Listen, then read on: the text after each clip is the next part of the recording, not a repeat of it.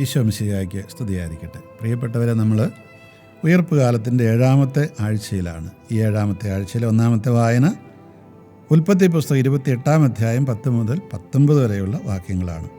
അവിടെ ഈ യാക്കോബ് തൻ്റെ സഹോദരനായ എസോവിൽ നിന്ന് രക്ഷപ്പെട്ട് തൻ്റെ അമ്മയുടെ വാക്ക് അനുസരിച്ച് അമ്മയുടെ വീട്ടിലേക്ക് പോവുകയാണ്. ഹാരാൻ എന്ന് പറയുന്ന ആ സ്ഥലത്തേക്ക്. അബ്രാഹാം നമുക്കറിയാം ഊർ എന്ന് പറയുന്ന സ്ഥലത്ത് നിന്ന് ഹാരാനിൽ വന്ന് താമസിച്ചു. പിന്നീടാണ് കാനാൻ ദേശത്തേക്ക് വന്നത്. അപ്പോൾ യാക്കോബ് തിരിച്ചു പോവുകയാണ് തൻ്റെ അമ്മാവിൻ്റെ അടുത്തേക്ക്, തൻ്റെ അമ്മയുടെ വീട്ടിലേക്ക് പോകുന്ന വഴി. അങ്ങനെ പോകുന്ന വഴിക്ക് യാക്കോബ് ബേർഷബായിൽ നിന്ന് ഹാരാനിലേക്ക് പുറപ്പെട്ടു. ബേർഷബ എന്ന് പറയുന്നത് കനാൻ ദേശത്തൊരു സ്ഥലമാണ്. അവിടെയാണ് യാക്കോബ് താമസിച്ചിരുന്നത്. അവിടുന്ന് ഹാരാനിലേക്ക് പുറപ്പെടുകയാണ്. സൂര്യൻ അസ്തമിച്ചപ്പോൾ അവൻ വഴിക്ക് ഒരിടത്ത് തങ്ങുകയും രാത്രി അവിടെ ചെലവഴിക്കുകയും ചെയ്തു. ഒരു കല്ലെടുത്ത് തലയ്ക്ക് കീഴെ വെച്ച് അവൻ ഉറങ്ങാൻ കിടന്നു. അപ്പോഴവനൊരു ദർശനമുണ്ടായി. ഭൂമിയിൽ ഉറപ്പിച്ചിരുന്ന ഒരു ഗോവണി, അതിൻ്റെ അറ്റം ആകാശത്ത് മുട്ടിയിരുന്നു. ദൈവദൂതന്മാർ അതിലൂടെ കയറുകയും ഇറങ്ങുകയും ചെയ്തുകൊണ്ടിരുന്നു. ഗോവണിയുടെ മുകളിൽ നിന്നുകൊണ്ട് കർത്താവ് അരുളി ചെയ്തു, ഞാൻ നിൻ്റെ പിതാവായ അബ്രാഹത്തിൻ്റെയും ഇസ്ഹാക്കിൻ്റെയും ദൈവമായ കർത്താവാണ്. നീ കിടക്കുന്ന ഈ മണ്ണ് നിനക്കും നിൻ്റെ സന്തതികൾക്ക് ഞാൻ നൽകും. നിൻ്റെ സന്തതികൾ ഭൂമിയിലെ പൂഴി പോലെ എണ്ണമറ്റവരായിരിക്കും. കിഴക്കോട്ടും പടിഞ്ഞാറോട്ടും തെക്കോട്ടും വടക്കോട്ടും നിങ്ങൾ വ്യാപിക്കും. നിന്നിലൂടെയും നിൻ്റെ സന്തതികളിലൂടെയും ഭൂമിയിലെ ഗോത്രങ്ങളെല്ലാം അനുഗ്രഹിക്കപ്പെടും. ഇതാ ഞാൻ നിന്നോടുകൂടിയുണ്ട്. നീ പോകുന്നിടത്തെല്ലാം ഞാൻ നിന്നെ കാത്തു രക്ഷിക്കും. നിന്നെ ഈ നാട്ടിലേക്ക് തിരികെ കൊണ്ടുവരും. നിന്നോട് പറഞ്ഞതൊക്കെ നിറവേറ്റുന്നത് വരെ ഞാൻ നിന്നെ കൈവിടുകയില്ല. അപ്പോൾ യാക്കോബ് ഉറക്കത്തിൽ ഉണർന്ന് അവൻ പറഞ്ഞു, തീർച്ചയായും കർത്താവ് ഈ സ്ഥലത്തുണ്ട്. അങ്ങനെ അവിടെ യാക്കോബ് ഒരു കല്ലെടുത്ത് വെച്ച് ഈ പറഞ്ഞതുപോലെ ബലിയൊക്കെ അർപ്പിക്കുകയാണ്, എണ്ണയൊക്കെ ഒഴിച്ച്. ഇതാണ് യാക്കോബിനുണ്ടായ ദർശനമാണിത്. അപ്പോൾ യാക്കോബ് ഓടിപ്പോകുന്ന അവസരത്തിൽ ഉറക്കത്തിലൊരു ദർശനമുണ്ടാകുന്നു. സ്വർഗത്തിലെത്തുന്ന ഒരു കോണി, അതിലൂടെ മാലാഖമാർ കയറി ഇറങ്ങുന്നു. ദൈവം പറയുന്ന അബ്രാഹത്തോട് ചെയ്ത അതേ വാഗ്ദാനം തന്നെ യാക്കോബിനോട് ഒരിക്കൽ കൂടി ആവർത്തിക്കുകയാണ് ചെയ്യുന്നത്. നിൻ്റെ മക്കൾ, നിൻ്റെ പിൻഗാമികൾ, നിൻ്റെ പിൻതലമുറക്കാർ ഈ ഭൂമിയിലെ കടൽ തീരത്തെ മണൽത്തരികൾ പോലെ, ആകാശത്തിലെ നക്ഷത്രങ്ങൾ പോലെ അങ്ങനെ വലുതായി വരും എന്നാണ് പറഞ്ഞു വരുന്നത്. അപ്പോൾ മാത്രമല്ല, യാക്കോബ് അവിടെ തൻ്റെ അമ്മയുടെ വീട്ടിൽ നിന്ന് കുറേ കഴിയുമ്പോൾ തിരിച്ചു വരും. ഇതെല്ലാം നമുക്കറിയാവുന്ന വസ്തുതകളാണ്. യാക്കോബ് 14 കൊല്ലം അമ്മയുടെ വീട്ടിൽ നിന്നും അവിടെ നിന്നിട്ട് അമ്മയുടെ സഹോദരൻ്റെ മക്കളെ 2 പേരെ കല്യാണം കഴിപ്പിച്ചു കൊടുക്കുന്നു. യാക്കോബിന് ഒരുപാട് ഈ ലാബാൻ എന്ന് പറയുന്ന മനുഷ്യൻ പറ്റിക്കുകയൊക്കെ ചെയ്തിട്ടുണ്ട്. പക്ഷേ ദൈവത്തിൻ്റെ ഈ വാഗ്ദാനം സ്വീകരിച്ച യാക്കോബ് അതിനൊന്നും പകരം വീട്ടാനും നിൽക്കുന്നില്ല. പകരം അവൻ അതിന് ദൈവത്തിൻ്റെ ഇഷ്ടമനുസരിച്ച് അവിടെ ജീവിക്കുകയാണ്. ഓരോ കുട്ടിക്കും യാക്കോബിൻ്റെ 2 ഭാര്യമാർക്ക് വേണ്ടിയിട്ട് പിന്നെ കുറച്ചു കാലം അങ്ങനെ ജീവിച്ച് ഒരുപാട് സ്വത്തൊക്കെ ഉണ്ടായി യാക്കോബ് തിരിച്ചു വരികയാണ്. അങ്ങനെ തിരിച്ചു വരുമെന്ന് ദൈവം ഉറപ്പ് കൊടുത്തു. അതുകൊണ്ട് നമ്മൾ ഓർക്കേണ്ടതാണ്, ഈ യാക്കോബ് അവസാനം പറഞ്ഞു വെച്ചത് എന്താണ്? ഈ സ്ഥലം എത്ര ഭയാനകമാണ്! ഇത് ദൈവത്തിൻ്റെ ഭവനമല്ലാതെ മറ്റൊന്നുമല്ല, സ്വർഗത്തിൻ്റെ കവാടമാണിവിടം. യാക്കോബ് അതിരാവിലെ എഴുന്നേറ്റ് തലയ്ക്ക് കീഴെ വെച്ചിരുന്ന കല്ലെടുത്ത് ഒരു തൂണായി കുത്തി നിർത്തി അതിന്മേൽ എണ്ണയൊഴിച്ചു. അവൻ ആ സ്ഥലത്തിന് ബെത്തേൽ എന്ന് പേരിട്ടു. ലൂസ് എന്നായിരുന്നു ആ പട്ടണത്തിൻ്റെ ആദ്യത്തെ പേര്. നമ്മളൊക്കെ ഒരുപാട് പേര് കാണുന്നു. ബെത്തേൽ. എന്താണ് ബെത്തേൽ? ബെത്ത് എന്ന് പറഞ്ഞാൽ അതിനർത്ഥം വീടെന്നാണ്. ബെത്ത് ലഹേം, അപ്പത്തിൻ്റെ വീട്. ബെത്ത് ഏൽ എന്ന് പറഞ്ഞ ദൈവമാണ്. അപ്പോൾ ദൈവത്തിൻ്റെ വീട് എന്നുള്ള അർത്ഥത്തിലാണ് ആ പറയുന്നത്. ഇത് ദൈവഭവനത്തിൻ്റെ കവാടമാണ്. അപ്പോൾ ആ കാനാൻ ദേശത്ത് ഈ പറയുന്ന സ്ഥലത്ത് യാക്കോബ് ദൈവത്തിന് വേണ്ടി ബലിയർപ്പിക്കുന്നു. തിരിച്ച് യാക്കോബ് അതിലേ വരും. അപ്പോൾ ദൈവത്തിൻ്റെ ഭവനത്തിലേക്ക് അവൻ പ്രവേശിക്കുകയാണ്. ഈ ദൈവത്തിൻ്റെ വചനം അവൻ തിരിച്ചറിഞ്ഞതുകൊണ്ടാണ് അവന് ആ ലാബാൻ്റെ അടുത്ത് അത്രയധികം കഷ്ടപ്പാടുകളൊക്കെ സഹിച്ച് നിൽക്കാനായിട്ട് കഴിഞ്ഞത്. എങ്കിലും ദൈവത്തിൻ്റെ വചനമനുസരിച്ച് യാക്കോബ് ജീവിച്ചു. അവന് 12 മക്കളുണ്ടായി. അതിൽ നിന്ന് അവരിന്ന് വലിയൊരു ജനതയുണ്ടായി. തിരികെ അവർ കാനാൻ ദേശത്ത് വന്നു. അങ്ങനെ ആ വലിയ പുറപ്പാടിൻ്റെ അവസാനം അവർ ജോഷുവയുടെയും കാലേബിൻ്റെ ഒക്കെ നേതൃത്വത്തിൽ 12 ഗോത്രങ്ങൾക്കായിട്ട് കനാൻ ദേശം മുഴുവൻ വീതിച്ചു കൊടുത്ത് അങ്ങനെ ജീവിക്കുന്ന അവസ്ഥയിൽ എത്തിച്ചേരുന്ന കാര്യം നമുക്കറിയാം. ഇതിനിടയിൽ ഒരുപാട് കാര്യങ്ങൾ സംഭവിച്ചു. അവർ 430 കൊല്ലത്തോളം അവിടെ ഈജിപ്തിൽ അടിമകളായി കഴിഞ്ഞു. അത്ഭുതകരമായിട്ട് പിന്നീട് മോശെ അഹ്റോനെയൊക്കെ തിരഞ്ഞെടുത്ത ദൈവം അവരെ നയിച്ച് ഇങ്ങോട്ട് കൊണ്ടുവരുന്നു. അങ്ങനെയുള്ള കാര്യങ്ങളെല്ലാം നിങ്ങൾക്കറിയാം.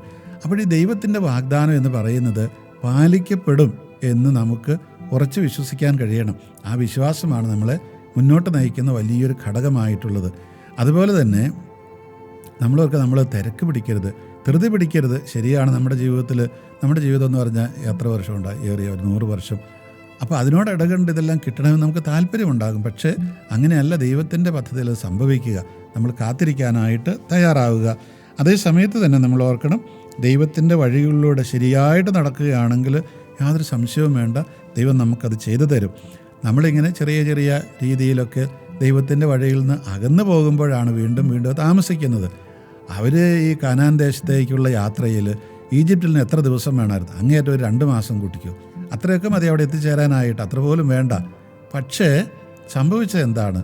കാനാൻ ദേശത്തിൻ്റെ അടുത്തുള്ള കാദേശിൽ വന്നിട്ട് അവരോട് ദൈവം പറയുകയാണ്, നിങ്ങൾ പുറകോട്ട് പോവുക. അങ്ങനെ അവർ വീണ്ടും 40 വർഷം ചുറ്റിക്കറങ്ങണം. അതെന്തുകൊണ്ടാണ്?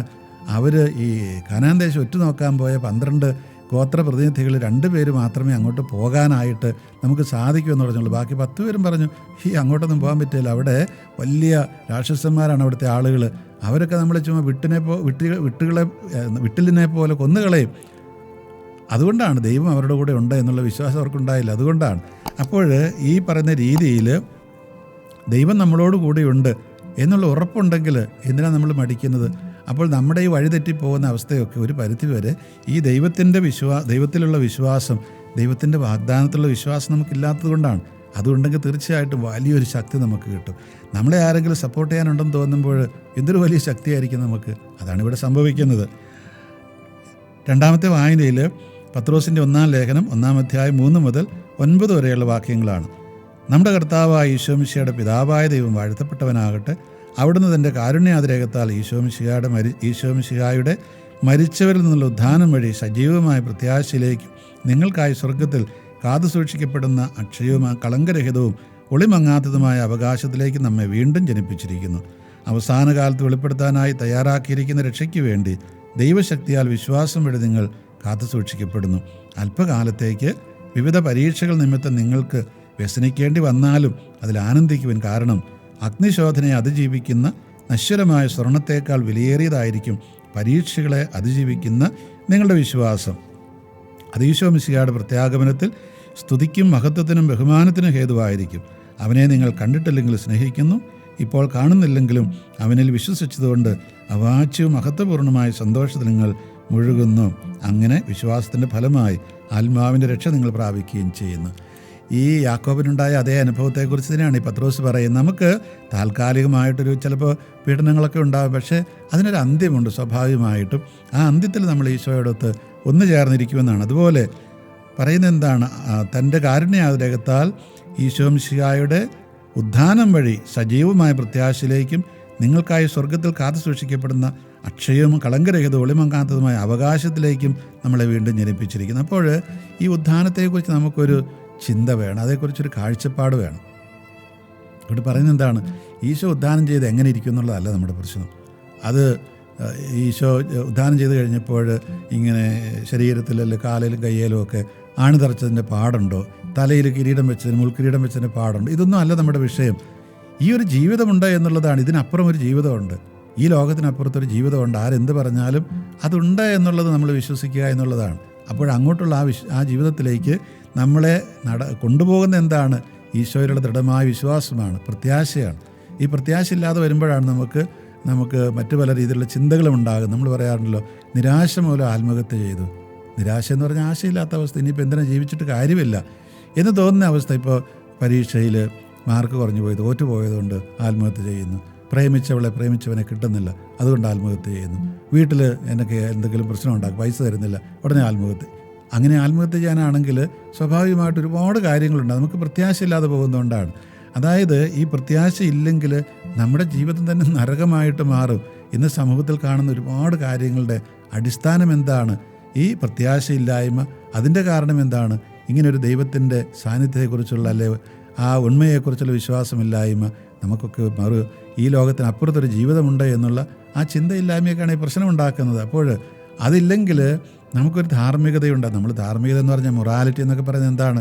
അതായത് നമ്മളൊരു സമൂഹമായിട്ട് ജീവിക്കുമ്പോൾ ഈ സമൂഹത്തിൽ ജീവിക്കേണ്ടതായിട്ടുള്ള ചില മാനദണ്ഡങ്ങളുണ്ട്. അത് എല്ലാവർക്കും ജീവിക്കാനുള്ള അവകാശം, അതുപോലെ ഇവിടെ നമുക്ക് മാത്രമല്ല പക്ഷികൾക്കും മൃഗങ്ങൾക്കും മരങ്ങൾക്കൊക്കെ അവകാശമുണ്ട്. ഇങ്ങനെയുള്ള ചിന്തകൾ, ആ ധാർമ്മികത ഒന്നും വാസ്തവത്തിൽ ഈ പറയുന്ന രീതിയിൽ ഇതിനപ്പുറം ഒരു ജീവിതമുണ്ട് എന്ന് വിശ്വസിക്കാത്തവർക്ക് അത്ര എളുപ്പമായിരിക്കുകയില്ല. അങ്ങനെ ഒരു ജീവിതം ഇല്ലെങ്കിൽ പിന്നെ എന്തിനാണ് നമ്മൾ കഷ്ടപ്പെടുന്നത്? പരമാവധി ഇവിടെ സുഖമായിട്ട് മറ്റുള്ളവരൊക്കെ ചൂഷണം ചെയ്ത് ജീവിച്ചാൽ പോലെ. മറ്റുള്ളവർക്ക് അവകാശമുണ്ടെന്ന് ആരാ പറഞ്ഞത്? ഈ മനുഷ്യാവകാശമുണ്ടെന്ന് ആരാ പറഞ്ഞത്?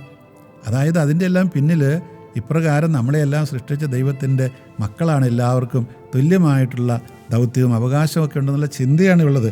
അതുകൊണ്ടാണ് യഥാർത്ഥത്തിൽ നമ്മൾ ഈ പറയുന്ന കാര്യങ്ങളൊക്കെ ചെയ്യുന്നത്. അപ്പോൾ ഈ യാക്കോബിന് കൊടുത്ത അതേ ആ ഒരു വാഗ്ദാനം അത് നമ്മളിലൂടെയും പൂർത്തിയാകുമെന്നാണ് ഈ പത്രോസ് പറയുന്നത്. ലൂക്കാ സുവിശേഷം 24-ാം അധ്യായം 44 മുതൽ 53 വരെയുള്ള വാക്യങ്ങൾ.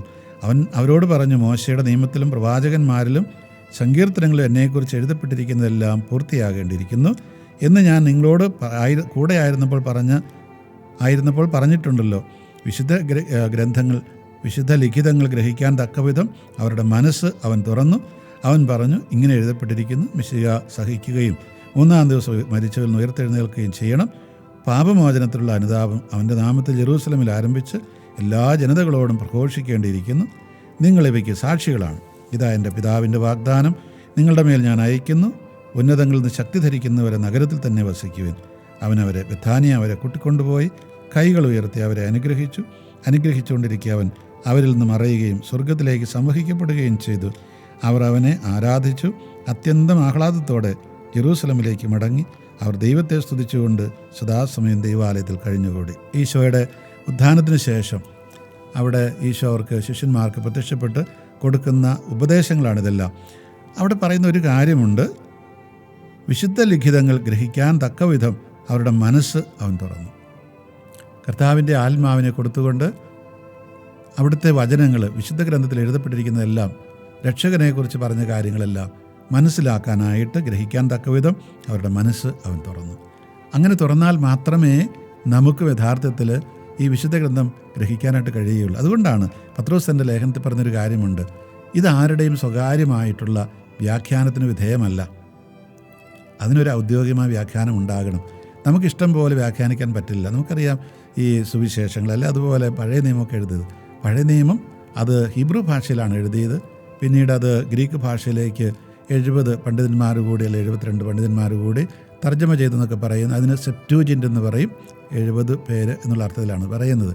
പിന്നീട് പുതിയ നിയമം മുഴുവൻ എഴുതിയത് ഗ്രീക്ക് ഭാഷയിലാണ്. അപ്പോൾ ഈ ഭാഷയിൽ എഴുതിയതെല്ലാം നമുക്ക് ഈ ഭാഷകളുടെയൊക്കെ അർത്ഥം മനസ്സിലാവാതെ, അതിലുപയോഗിച്ചിരിക്കുന്ന വാക്കുകളുടെ മൂലാർത്ഥം മനസ്സിലാവാതെ അതിൻ്റെ അർത്ഥം മുഴുവൻ ഗ്രഹിക്കാനായിട്ട് സാധിക്കുകയില്ല. കാരണം ഓരോ ഭാഷയ്ക്കും അതിൻ്റേതായിട്ടുള്ള വ്യാകരണ നിയമങ്ങളുണ്ട്, അതിൻ്റെ ഉപയോഗ നിയമങ്ങളുണ്ട്. അതൊന്നും അറിയാതെ നമ്മൾ ഒറ്റ നോട്ടത്തിൽ കാണുന്നതനുസരിച്ച് വ്യാഖ്യാനിക്കാൻ പറ്റില്ല. അതുകൊണ്ടാണത് ആരുടെയും സ്വകാര്യ വ്യാഖ്യാനത്തിന് വിധേയമല്ല എന്ന് പറയും. നമ്മൾ കത്തോലിക്കാ സഭയിൽ പ്രത്യേകിച്ച് പറയും, അതിന് ഔദ്യോഗികമായിട്ടുള്ള വ്യാഖ്യാനം ഉണ്ടാകും. അതാണ് നമ്മൾ വിശ്വസിക്കുക. കാരണം എന്താണ്? ഈ ഔദ്യോഗിക വ്യാഖ്യാനങ്ങൾ നടത്തുന്നത് എപ്പോഴും വലിയ പണ്ഡിതന്മാരുടെയൊക്കെ ഒരു സംഘമായിരിക്കും. അതിനെല്ലാം ഈ ഒരു ഔദ്യോഗികമായിട്ടുള്ള അംഗീകാരം കൊടുക്കുകയും ചെയ്യുന്നു. അപ്പോഴാണത് യഥാർത്ഥത്തിലുള്ള ഒരു വ്യാഖ്യാനമായി മാറുന്നത്. ഇനി ഇതുപോലും നമുക്കറിയാം ചെറിയ ചെറിയ വ്യത്യാസങ്ങൾ ഉണ്ടാകാം അതിൽ.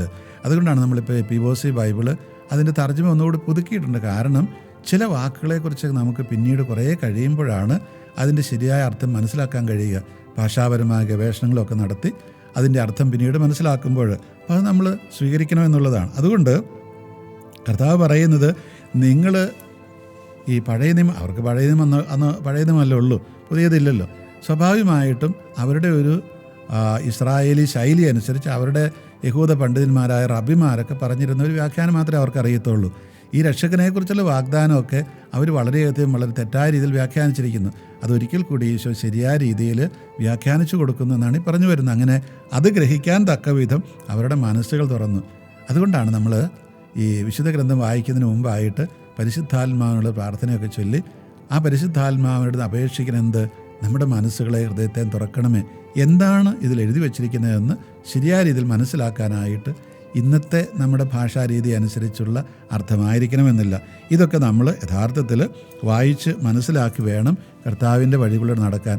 അപ്പോൾ മാത്രമേ അവിടുത്തെ ഈ പറയുന്ന ഉയർപ്പിൻ്റെയൊക്കെ അർത്ഥം മനസ്സിലാക്കി നമുക്ക് അത് അനുഭവിക്കാനായിട്ട് സാധിക്കുകയുള്ളൂ എന്നാണ് പറയുന്നത്. പ്രിയമുള്ളവരെ, അതുകൊണ്ട് ഈ ഉയർപ്പ് കാലത്ത് കർത്താവിൻ്റെ സുവിശേഷങ്ങളും അതുപോലെ ശിഷ്യന്മാരുടെ ലേഖനങ്ങളും വെളിപാട് പുസ്തകവും പഴയ നിയമവും എല്ലാം എന്ത് ലക്ഷ്യത്തോട് കൂടിയിട്ട് ഏതർത്ഥത്തിൽ അവ എഴുതിയിരിക്കുന്നുവോ അത് ശരിയായ രീതിയിൽ മനസ്സിലാക്കാൻ നമ്മുടെ ഹൃദയങ്ങളെയും മനസ്സുകളെയും ഒക്കെ പരിശുദ്ധാത്മാവ് തുറന്നു തരട്ടെ. അതിനായിട്ട് നമുക്ക് നിരന്തരം പ്രാർത്ഥിക്കാം. ആ ഒരു വെളിച്ചത്തിൽ നമ്മുടെ ജീവിതത്തെ ക്രമീകരിക്കാം. ഈശോ മിശിഹായ്ക്ക് സ്തുതിയായിരിക്കട്ടെ.